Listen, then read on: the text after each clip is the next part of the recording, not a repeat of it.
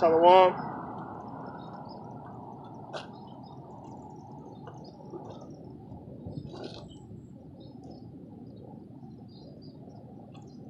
All right, today is Sunday, June the June the 20th. All right, so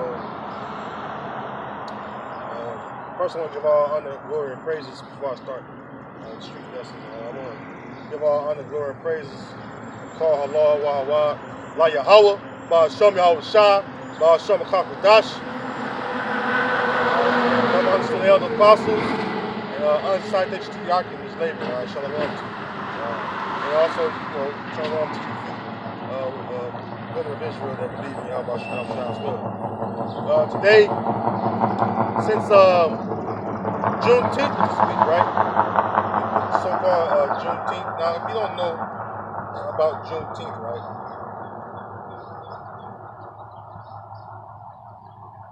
Let's go into Juneteenth. I brought some literature. I brought some literature, historical, all right, literature. You know, especially history you don't learn in Esau's school system. So I'm going to go into that today. Lord willing, is edifying.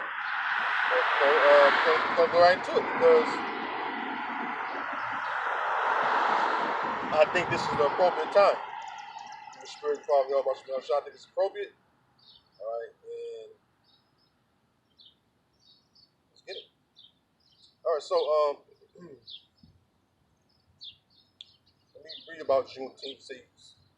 For those of you that don't know too much about it, Juneteenth, officially Juneteenth, National Independence Day, and historically known as Jubilee Day. Black Independence Day and Emancipation Day is a federal holiday in the United States commemorating the emancipation of enslaved so-called African Americans. It is also often observed for celebrating so-called African American culture originating in Galveston, Texas, and has been celebrated annually on June 19th in various parts of the United States since 1866. The day was recognized as a federal holiday on June 17, 2001. That was this week, right? It says when President Joe Biden signed the Juneteenth National Independence Day.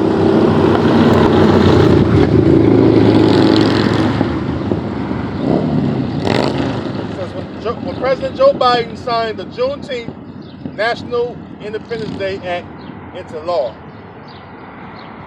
Juneteenth's commemoration is on the anniversary date of the June 19th, 1865 announcement of General Order Number 3 by Union Army General Gordon Granger proclaiming and enforcing freedom of enslaved people in Texas, which was the last state of the Confederacy with institutional slavery. So, in other words,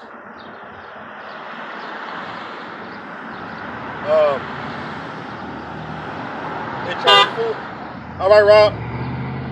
So Juneteenth is basically a day to fool you so-called Negroes, so-called African Americans, so-called blacks, into believing that you're actually free.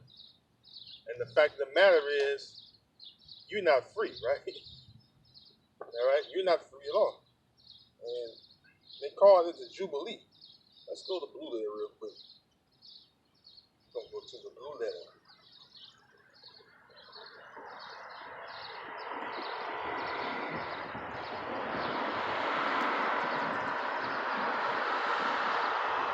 We're going to go to the Blue Letter, touch on this Jubilee. They say it was a year Jubilee. All right. Type in Jubilee. Go on the scriptures.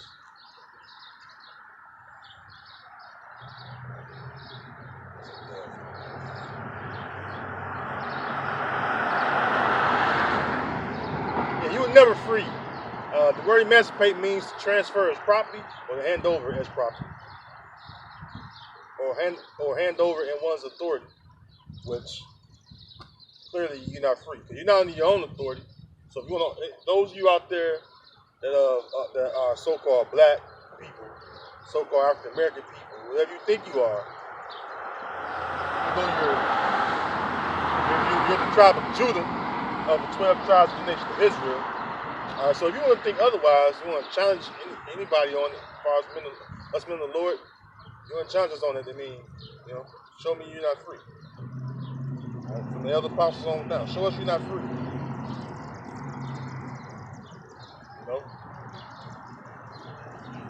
You have the illusion of freedom. You have the illusion of freedom. You're not free. All right.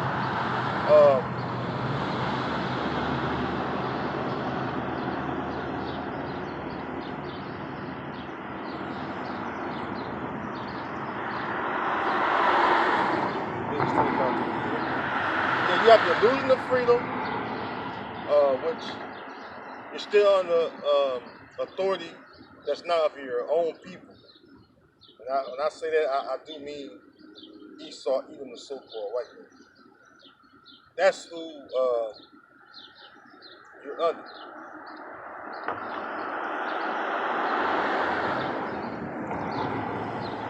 Leviticus 25:11, and it reads, "A jubilee shall." Hold on, yeah.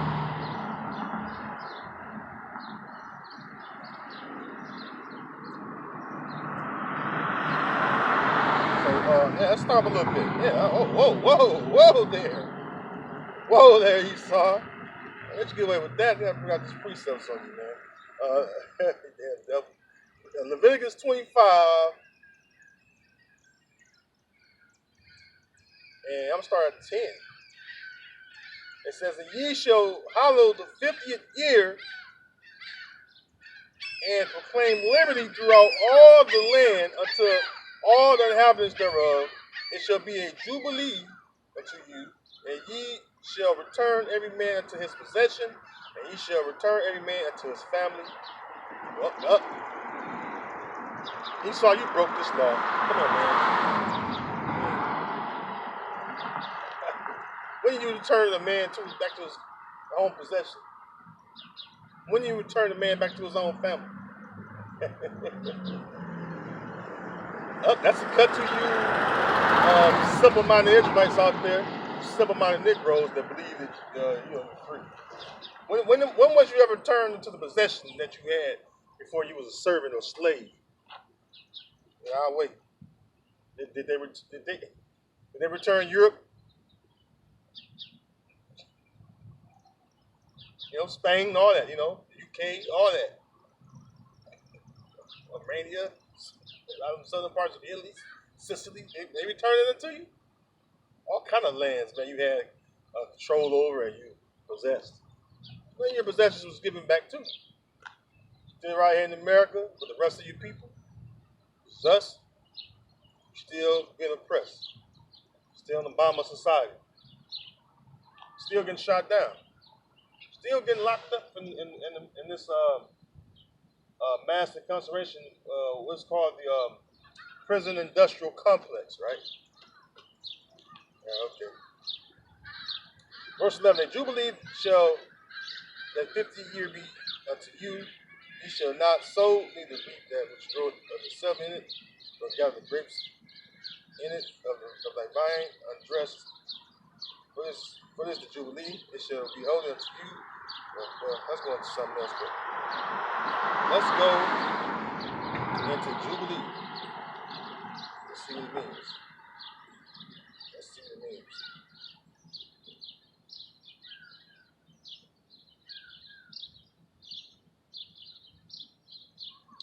Then Yahweh Ball. It says rams, horns, trumpet, cornet, ram, only in combination.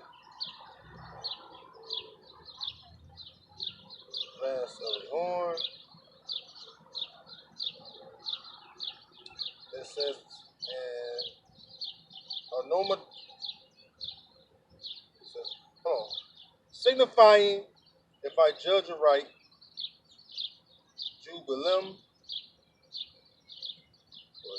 or a joy sound. So pretty much, the point I wanted to make was that when the tribe of Judah was allegedly freed from slavery, right? You gotta say allegedly because it's not proven that they was free, right? So the alleged freedom proclamation, all right, that you so-called Negroes had, was sparked by Juneteenth. It's still a farce. It's still a farce because if they freed you, why didn't they return you unto your family, unto your own possessions with land, whatever land you came from? Why didn't they return you to it? Because you're not free. All right, you're not free. Okay, you're still right here in America. All right, like I said, you're still with the rest of your people, being sorely oppressed, intentionally oppressed, man, deliberately oppressed, and you're enduring. You have to go through these curses still. All right, right along with the rest of us. So you're not free. All right, you're not free. Now, I brought some books along with me. I got a couple few books I'm gonna go into, right? Let's read this though in Job. Still Job. The book of Job 9:24, and it reads, "The earth is given into the hand of the wicked. He covered the faces of the judges thereof. If not, where and who is he?" Right. So the earth is given into the hand of the wicked. The wicked is Esau, Edom, the so-called white man. It says he covered the faces of the judges thereof. The real faces of the judges start with the Most High himself, right? The Most High Heavenly Father, Yahweh, all right, is a so-called black man, all right, so-called, all right, because the way they use the word black, it has many different meanings or definitions to it, right? And the word black there is dark. So the Most High is, the Most High and the Son, all right?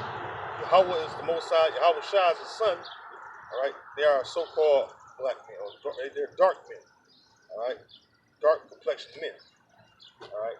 Meaning they're non-white, okay? Absolutely non-white, all right? Ezekiel, I went this weeks back, Ezekiel described the Most High as looking like amber.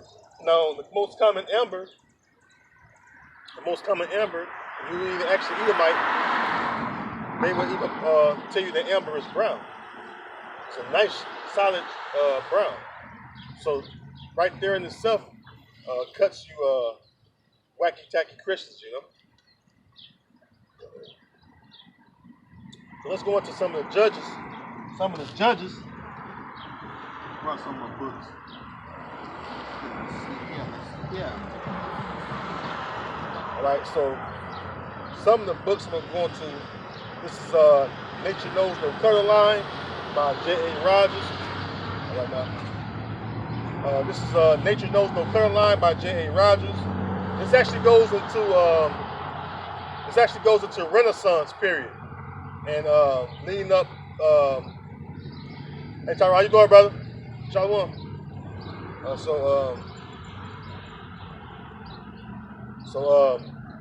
Like I said, I'm sorry I'm distracted. I was seeing somebody that know of me. They actually would come by and wave and support.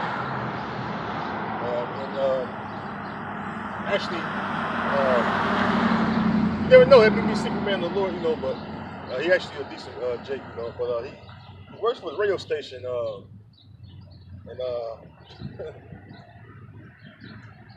he had to move in silence, so, but he Israelite. And that was actually, snap down a fucking Anyways, though, but he actually knows he's an Israelite, and we spoke about it. A pretty good conversation, by the way. So, Lord willing, if it's the Most High's will, he stopped down here, but hey, it's up to him. You know, on the camera or not. But anyways, though, this is a book concerning the color of those European rulers, the people that was in Europe, which was some of them was going about the title of being a Moor or Moorish, right? Real word there is Moreno. So let's go into it. I'm gonna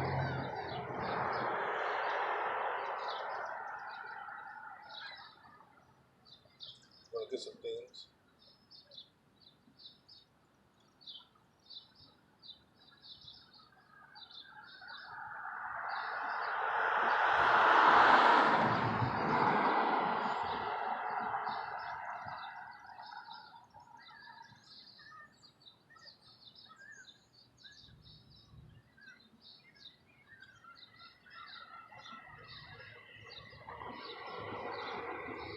It's actually going into some of the dicks that was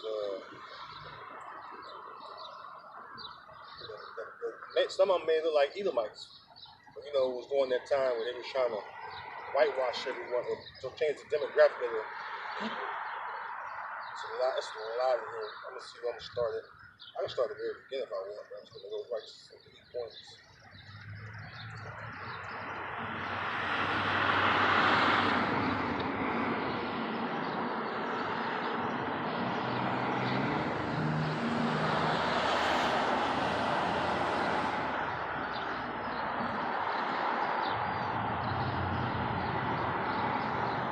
It says Negroes in ancient Europe, Greece.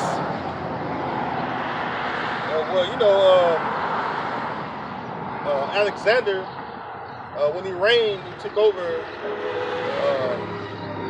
a lot of land. He conquered a lot of land.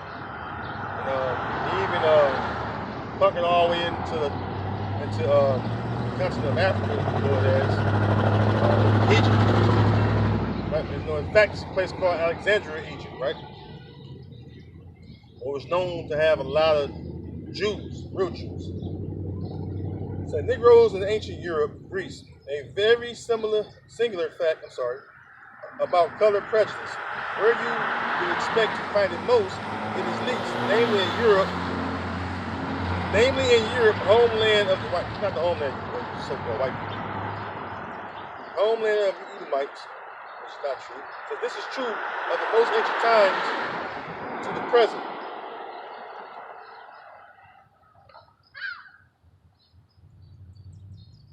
It says, this is true of the most ancient times to the present, and contrary to popular belief, as I shall show, Negroes were in certain areas abundant. Moreover, whites, especially of the upper classes, were fascinated by them. There was a great vogue, a fad for having them about long before the Christian era and down to the middle of the 19th century.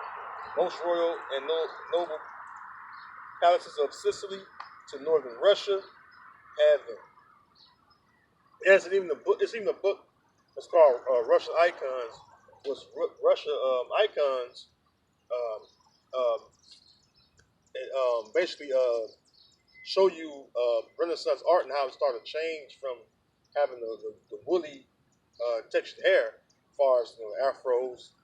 What you know is afros, right? And it started making the hair more.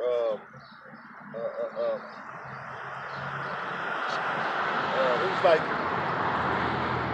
having the hair from going the woolly to, they started to change the shape of the hair, make it look more somewhat stringy, but yet keeping the complexion of the people still brown or so-called black, right?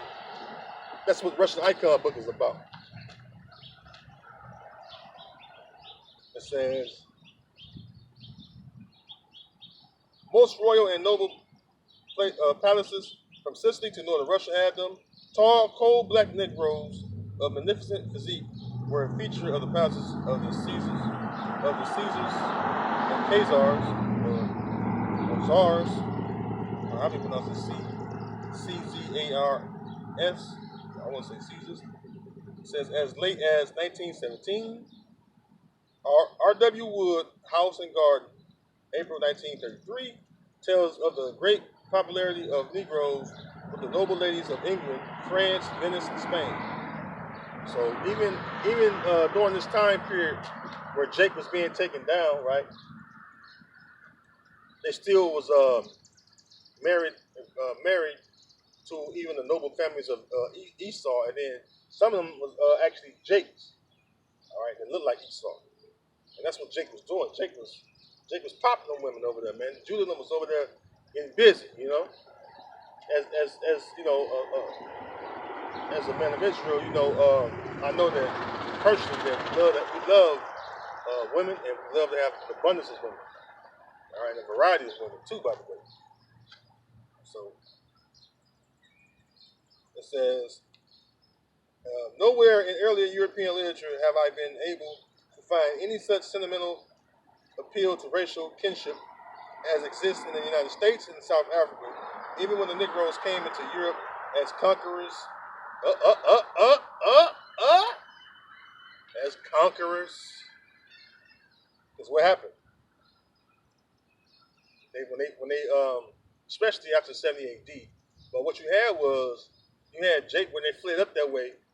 They took over them lands. They especially the land that wasn't occupied. They had control over all those lands, and they ruled there. And they ruled there for a long time. It's like the eyes crazy. But they ruled there for a long time. Matter of fact, let's grab the scripture real quick.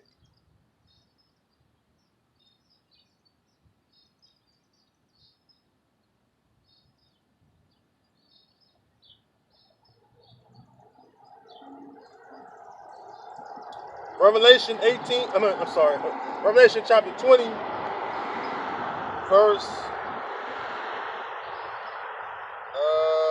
I start at the top. The point is in, I'm going to read from 1 to 3. So, Revelation 20, starting at 1. And I saw an angel come down from heaven, having the key of the bottomless pit and a great chain in his hand. And he laid hold on the dragon, that old serpent which is the devil and Satan, and bound him 1,000 years, and cast him into the bottomless pit, and shut him up, and set a seal upon him, that he should deceive the nation no more, till the 1,000 years should be fulfilled. And after that, he must be loose a little season. So, an old serpent, which is the devil and Satan, goes to the demon Satan. And then you got the physical counterparts of Satan, going back to the serpent in the garden, and then also Esau's known, or Cain was known as the wicked one, and then Cain came back as Esau, and they're known as the wicked and the deceivers, the slanderers, all right, the devils, all right, in the Bible, all right, they're known as the nation of the devils. They're a nation of deceivers and slanderers. All right? And their true nationality is Esau and Edom.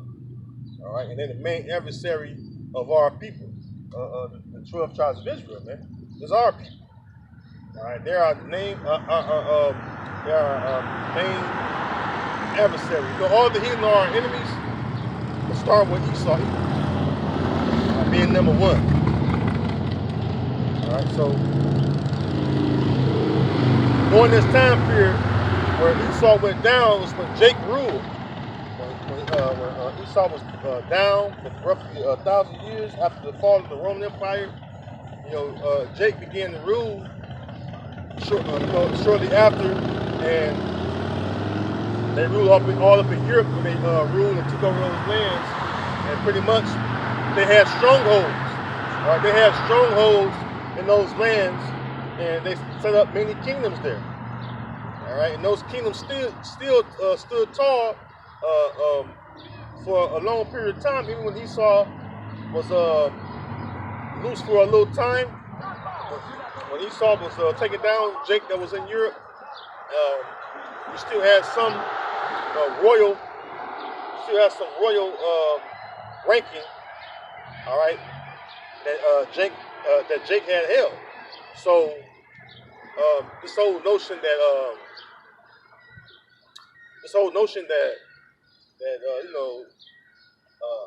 Jake was only slaves and all that, it's not true.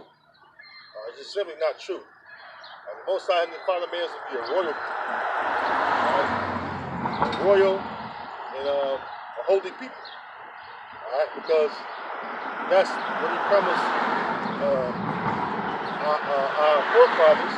All right, and then when He tell Moses that He would make us a nation of kings and priests. All right, a king is royal. All right, matter of fact, I'll get that before I read more of the book. What's that? Exodus 19. Let's get into it.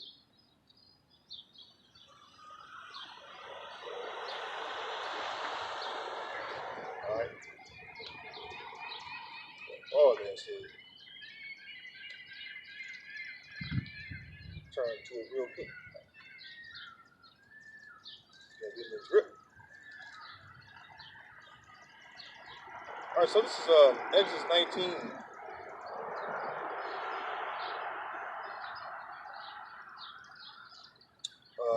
Exodus 19:5. Now therefore, if you will obey my voice indeed and keep my covenant, then ye shall be a peculiar treasure unto me above all people. For all the earth is mine, and ye shall be unto me a kingdom of priests and an holy nation.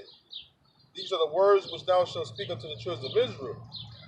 So that's why I say a king, all right, a king is at the top, but it was plural. It said kings, plural. All right. So when you go into history and you look at like I'm going to right now, they just go into Renaissance and pre-Renaissance, Renaissance, and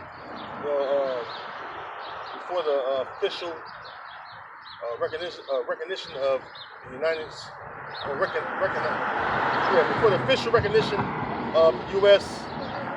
of America, or the United States of America, recognized as a country or a government. All right, it was still going into that period too. All right, so let's get back to the book. Make sure those some line. Yeah, man. The Moors was very important during the slave trade. I mentioned about the Moreno Jews that was translators for Edomites, and the Amalekites that was leading them vessels. As far as the vessels was made, it was paid for by the Amalekites, and it was navigated by the Amalekites, right? And they had translators, all right? They had translators. I'll go into that as well. There's something to look up right here, man.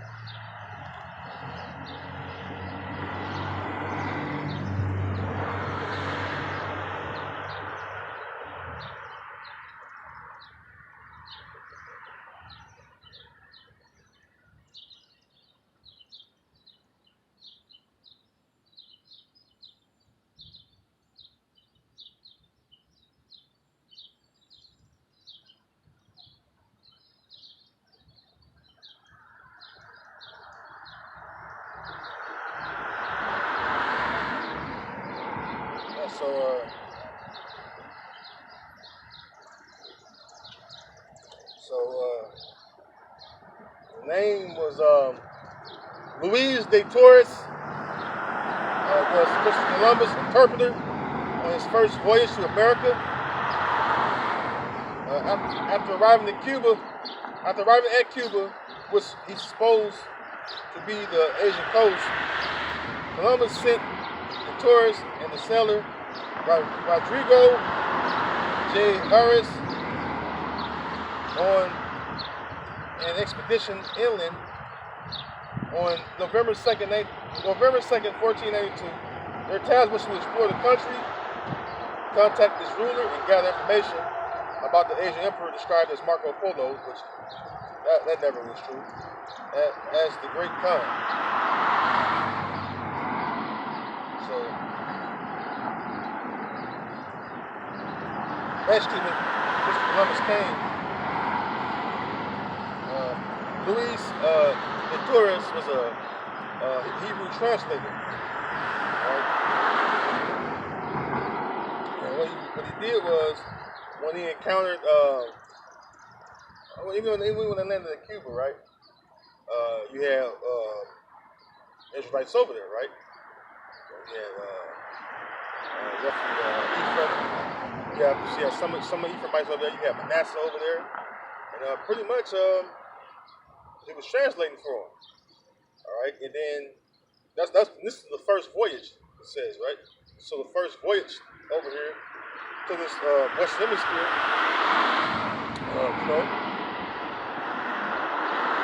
he had a Hebrew translator. All right, and why would you have a Hebrew translator? Because we all knew that Luis de Torres was a translator. Why would he have that? He didn't know he was encountering Israelites. And then they spoke Hebrew, because that's our whole, you say one whole nationality is we're the Hebrew Israelites, because there are other Hebrew nations out there. You got the Moabites, they're Hebrew, they're up from the Hebrew line.